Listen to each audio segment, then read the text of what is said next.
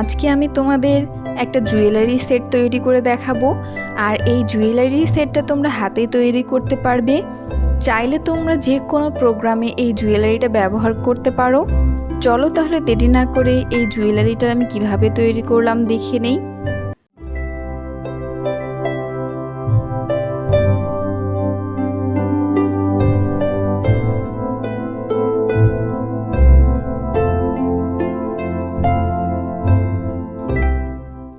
এরকম শক্ত একটা মোটা পেপার আমাদের লাগবে।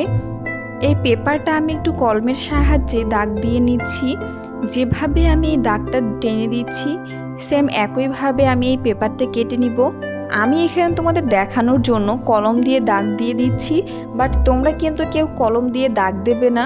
কলম দিয়ে দাগ দিলে সেটা কাপড়ের উপর পাশ দিয়ে বোঝা যাবে, একটু কালো কালো লাগবে। তোমরা নিশ্চয়ই আমার এই দুলটাতে দেখতে পাচ্ছ একটু কালো কালো লাগছে। তোমরা হালকা একটু দাগ দিয়ে নেবে যাতে কলমের কালিগুলো বোঝা না যায়। এভাবে করে আমি দুইটা পেপার কেটে নিয়েছি, একটা বড় এবং একটা ছোট। আমি তোমাদের এখানে দেখিয়ে দিচ্ছি এটা কত ইঞ্চি আছে।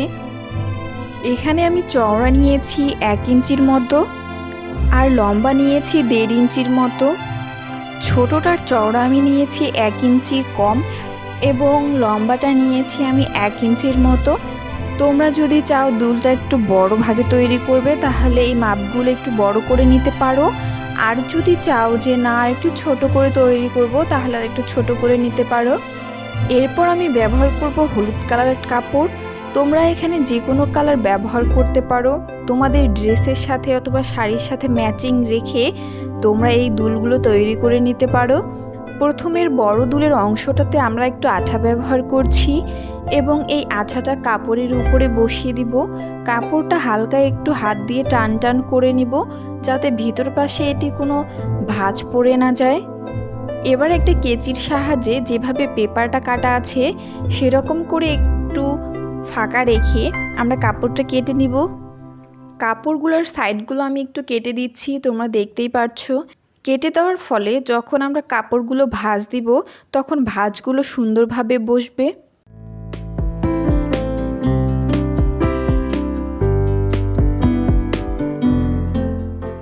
এবার মোটা পেপারটাতে একটু আঠা লাগিয়ে কাপড়গুলো একটু একটু করে ভাঁজ করে দিব।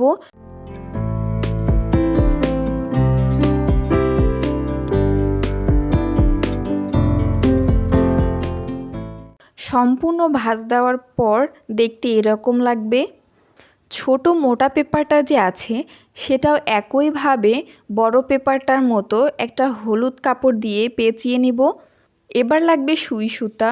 বড় যে পার্টটা আছে সেই পার্টের মাঝ বরাবর আমি সুই সুতা দিয়ে একটু গিট দিয়ে দিব। এরপর আমি এখানে সাদা কালার পুঁথি ব্যবহার করছি। এই পুঁথি আমি এখানে 5টা ব্যবহার করছি।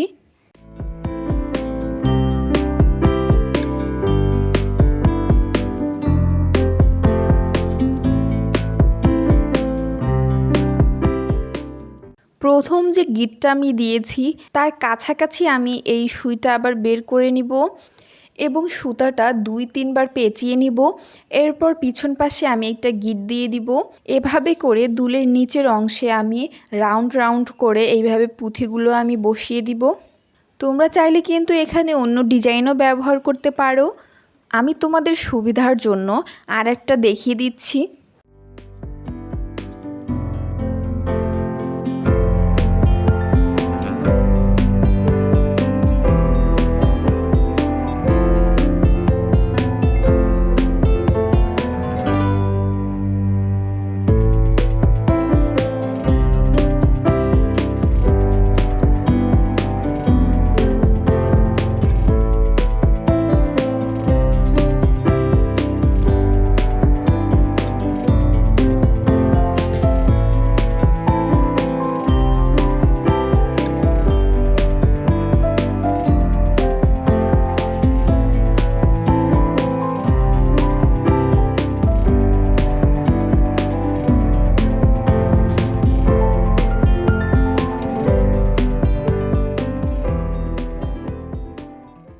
তোমরা দেখতেই পাচ্ছো আমার কিন্তু নিচের অংশে 5টা করে পুঁথি বসানো হয়ে গেছে। এবার ছোট পাটের যে অংশটা আছে সেই অংশের মাঝখানে আমরা একটা সুই সুতা দিয়ে গিঁট দিয়ে দিব। এরপর এখানে আমি 8টা পুঁথি ব্যবহার করব এবং এই পুঁথিগুলো আমি এখানে মাঝ বরাবর ব্যবহার করব। একটু আঠার সাহায্যে পুঁথিগুলো আমি বসিয়ে দিচ্ছি।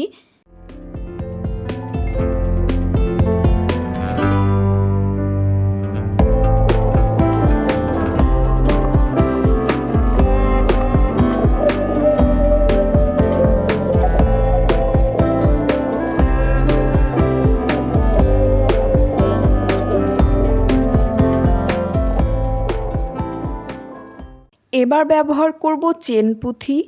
চেন পুঁথিতে আমি 4টা পুঁথি ব্যবহার করছি। বড় পাটটার উল্টো সাইডে আমি এই পুঁথি দুই পাশে 2টা বসিয়ে দিব। আর এখানে আঠা হিসেবে ব্যবহার করছি আমি গ্লুগান আঠা। উপরের দিকে আমি ছোট পাটটা বসিয়ে দিব। এই তো তোমরা দেখতেই পাচ্ছ আমার কিন্তু প্রথম পার্ট এবং দ্বিতীয় পার্টটা লাগানো হয়ে গেছে। এবার পিছনের অংশের যে কাগজটা দেখা যাচ্ছে এটা যাতে বোঝা না যায় এর জন্য নিচের পার্টের মাপ অনুযায়ী আমি হলুদ কাপড় কেটে নিয়েছি। একটু আঠার সাহায্যে আমি এই হলুদ কাপড়টা বড় পার্টটার উপরে বসিয়ে দিব। সেম একইভাবে আমি ছোট পার্টটাতেও বসিয়ে দিব।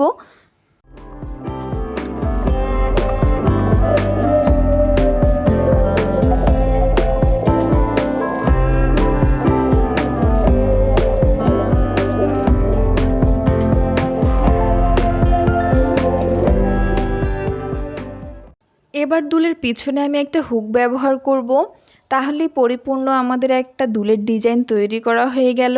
এভাবে করে আমি 2টা দুলের ডিজাইন তৈরি করে নিব। এভাবে করে আমি টিকলি তৈরি করে নিয়েছি। তোমরা দেখতেই পারছো কত সুন্দর একটা জুয়েলারি তৈরি হয়ে গেল। আর চাইলে কিন্তু এই জুয়েলারিটা তোমরা সহজেই ক্যারি করতে পারবে, কারণ এটা অনেক ভারী কোনো জুয়েলারি না, তোমরা সহজেই এটি ক্যারি করতে পারবে। তোমরা যদি চাও এরকম জুয়েলারি বাসায় তৈরি করে নিজের মন মতো ডিজাইন দিয়ে ব্যবহার করতে, অবশ্যই তোমরা আমার এই জুয়েলারিটা তৈরি করতে পারো। আর তৈরি করলে অবশ্যই আমার কমেন্ট বক্সে কমেন্ট করে জানাবে। ভালো লাগলে লাইক, কমেন্ট অ্যান্ড শেয়ার করবে। সবাই ভালো থাকবে, সুস্থ থাকবে। ধন্যবাদ।